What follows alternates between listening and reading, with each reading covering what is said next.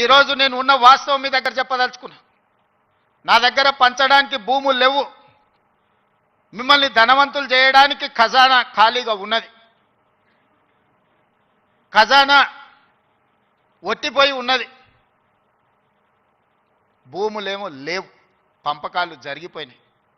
ఈరోజు తెలంగాణలో 1,50,00,000 ఎకరాల వ్యవసాయ యోగ్యమైన భూములు ఉంటే 96% చిన్న సన్నకారు రైతులే. అంటే ఎకరము 2 ఎకరాలు 3 ఎకరాలే. ఇప్పుడు అగ్రికల్చర్ సీలింగ్ యాక్ట్ తెచ్చినా నేను గుంజుకోవడానికి గజం కాదు కదా, ఇంచు భూమి కూడా లేదు.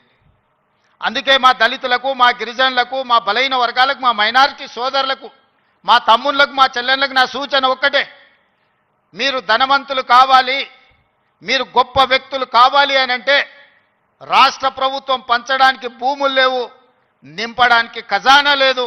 మీకు నేను ఇవ్వగలిగింది విద్య ఒక్కటే. నాణ్యమైన విద్యనే మీ తలరాతలను మారుస్తుంది.